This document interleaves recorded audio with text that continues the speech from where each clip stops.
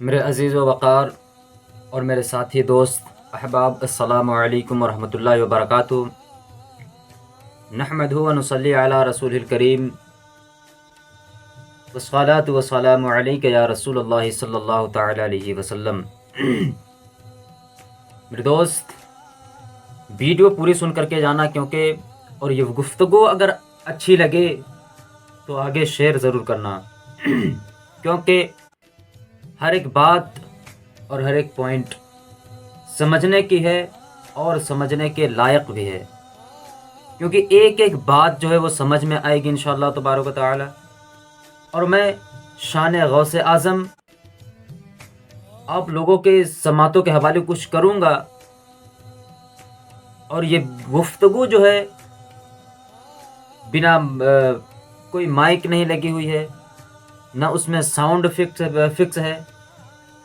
اس وجہ سے جو بھی اپنے ذہن میں رکھو گے وہ پوری کی پوری بات ذہن میں اتر جائے گی، اور جو سمجھو گے، کوشش کرو گے، وہ پوری بات آپ کو سمجھ میں آئے گی۔ آپ لوگ بس شروع سے لے کر کے لاسٹ تک ضرور سننا۔ اور اب یہ قیامت کی نشانیاں ظاہر ہو رہی ہیں، جیسے کہ کتابوں میں بھی لکھا ہوا ہے، جس طریقے سے اسی طرح کا یہ زمانہ آ رہا ہے، چلا آیا ہے، اور کچھ آ گیا ہے، کچھ آنے والا ہے۔ کیونکہ جس طریقے سے کتابوں میں لکھا ہوا ہے کہ حرام کاموں کو لوگ کھلم کھلا کرنے لگیں گے، اپنی ماں باپ کی عزت نہ کریں گے بلکہ غیر سے مل جل رکھیں گے، دوسروں سے تعلقات بنائیں گے، اور اپنے لوگوں کو بھول جائیں گے۔ وہی تو زمانہ آ رہا ہے، اور دوسرے قوم کے لوگ پیشوا و لیڈر ہو جائیں گے، ان کی حکومتیں چلیں گی۔ کم درجے کے لوگ، چھیریاں بکریاں چلانے والے لوگ بڑی بڑی بلڈنگوں میں رہنے لگیں گے۔ یہ تمام طرح قسم کی یہ سب قیامت کی نشانیاں ہیں، اور جو کتابوں میں لکھا ہوا ہے وہ کبھی غلط نہیں ہو سکتا ہے، وہ حقیقت ہے، اور وہی سب آج دن آ گیا ہے۔ اللہ جانے کہ کس وقت کیا ہو جائے۔ اس لیے اپنی زندگی کو سنبھالو اے مسلمانوں، اور رب کو راضی کرو۔ حضور غوث اعظم رضی اللہ تعالی عنہ کی بارگاہ میں چلتے ہیں۔ ان کے وقت میں ایک عیسائی پادری رہا کرتا تھا، جو کہ لوگوں میں یہ غلط خبر پہنچانے لگا کہ ہمارے نبی تمہارے نبی سے افضل ہیں، یعنی ہمارے نبی محمد الرسول اللہ صلی اللہ تعالی علیہ وسلم سے افضل اس کے نبی عیسیٰ ہیں، عیسیٰ علیہ السلام ہیں۔ اللہ اکبر۔ وہ غلط میسیج دینے لگا، لوگوں کے اندر یہ باتیں پہنچانے لگا۔ یہ بات دھیرے دھیرے کر کے میرے حضور غوث اعظم تک پہنچی۔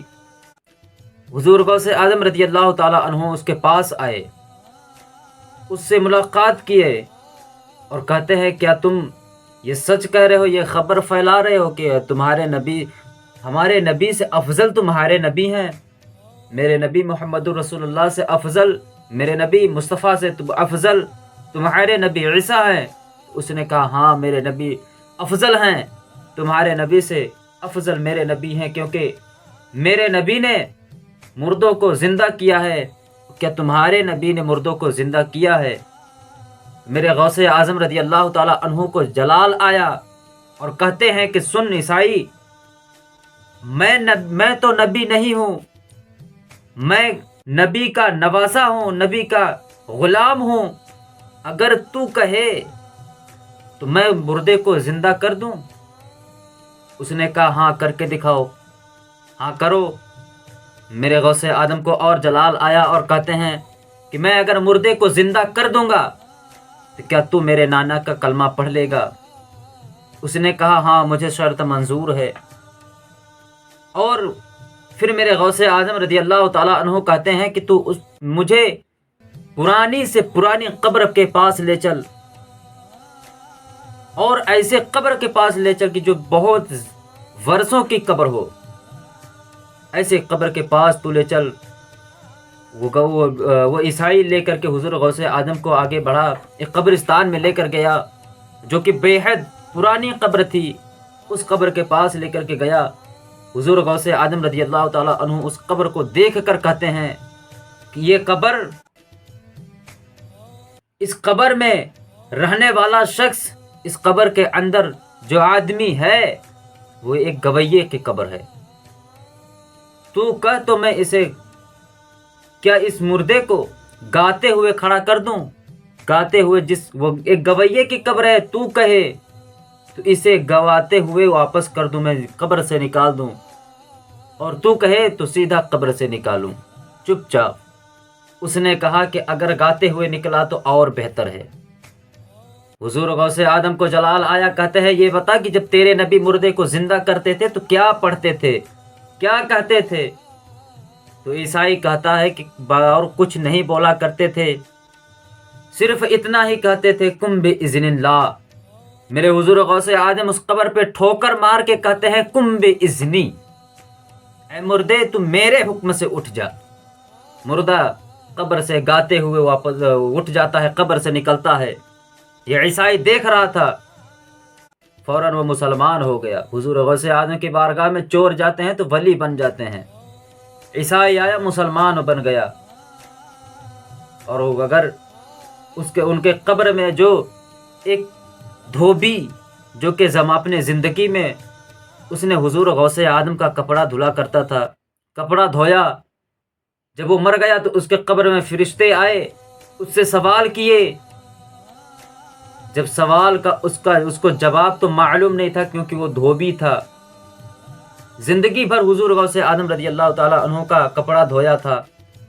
کہتا ہے ہائے ہائے مجھے کچھ معلوم نہیں ہے، لیکن میں اپنے زندگی میں صرف اتنا کام کیا ہے کہ حضور غوث اعظم رضی اللہ تعالیٰ عنہ کا کپڑا میں اپنی پوری زندگی اسے دھویا ہوں، اس کی بخشش ہو جاتی ہے۔ یار ولیوں کا، نبیوں کی عظمتیں کیا ہے، یہ جانو، یہ سیکھو، باتیں یہ سب اپنے ذہن میں رکھا کریں۔ آج مفتی سلمان اظہری کو دیکھو، کیش پہ کیش ٹھوکے جا رہے ہیں، اور ان کو فالتو میں پریشان کر رہے ہیں، ان کا وقت گزار رہے ہیں، ٹائم برباد کر رہے ہیں۔ اے مسلمانوں، تم کچھ کر پاؤ یا نہ کر پاؤ، لیکن جو یہ 5 وقت کی نماز ہے نا، جب مسجد سے مؤذن جب اللہ اکبر کی صدا بلند کرے تو مسجد کی طرف بڑھ جایا کرو، اس میں تمہارا بھی فائدہ ہے، تمہارے گھر والوں کا بھی فائدہ ہے، ہر لوگ کا تم جب جاؤ گے تو سب کے لیے فائدہ ہے۔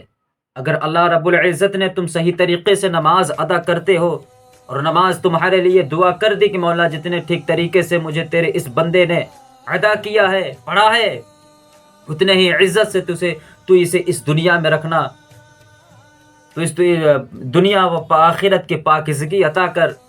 اگر تمہاری دعا قبول ہو گئی تو ساری دنیا کی زندگی سنور جائے گی، تمہاری تو سنور جائے گی لیکن پوری دنیا کی زندگی سنور جائے گی تمہاری ایک کی وجہ سے۔ کیونکہ اللہ کی رحمت جب جوش میں آتی ہے تو یہ نہیں دیکھا کرتی ہے کہ وہ کون ہے۔ اللہ کی رحمت آتی ہے، اور ابھی یہ رمضان شریف کا مہینہ قریب ہے۔ رمضان شریف میں شیطانوں کو جنجیر سے جکڑ لیا جاتا ہے، باندھ دیا جاتا ہے۔ عبادت کرو، خوب عبادت کرو، اللہ کے چوکٹ میں سجدہ ریز ہو جاؤ۔ میں کہنے والا تھا کہ مفتی سلمان اظہری کے لیے اگر کچھ کر پاؤ یا نہ کر پاؤ، لیکن اے مسلمانوں دعا ضرور کیا کرو۔ اپنے گاؤں میں جب امام رکھے ہو، مؤذن رکھے ہو، 5 وقت کی اذان ہو رہی ہے، تو پھر نماز ادا کیوں نہیں کر رہے ہو؟ نماز ادا کرو، اور اللہ کے بارگاہ میں دعا کرو کہ مولا جو بھی ہمارے مسلمان بھائی جہاں بھی کہیں بھی پریشان حال ہوں گے، ان کو اس پریشانی سے رہائی عطا فرما۔ مولا بالخصوص جو تیرے دین کے لیے حقانیت پہ کھڑا ہے، لڑ رہا ہے، اسے تو محفوظ رکھ۔ ان کے لیے دعا کریں اے مسلمانوں، دل سے دعا کریں۔ دیکھ لیں آج ان کے اوپر کیش پہ کیش ٹھوکے جا رہے ہیں، لوگ کیے جا رہے ہیں۔ ایک شیر پہ کہ اگر لوگوں کو جانور بولو تو برا لگ جاتا ہے، لیکن شیر بولو تو برا نہیں لگتا۔ تو آخر کیا جانور میں شیر نہیں آتا ہے؟ انہوں نے صرف یہی تو بولا ہے کہ کچھ دیر کی خاموشی ہے پھر شور آئے گا۔ آج کتوں کا دور ہے، کل ہمارا وقت آئے گا۔ کسی کے قوم کا نام نہیں لیا ہے، کسی کا نام لے کر کے تو نہیں بولا ہے، لیکن مسلمانوں یہ تمہارے اوپر ذمہ داری ہوتی ہے کہ آپ ان کے لیے دعا کریں کہ ان کی رہائی جلد سے جلد ہو جائے، انہیں محفوظ رکھے مولا، اور دین اسلام پر سر کٹانے کے لیے ہم سب کو اللہ توفیق عطا فرمائے، اور ڈٹ کر کے کھڑے ہوں۔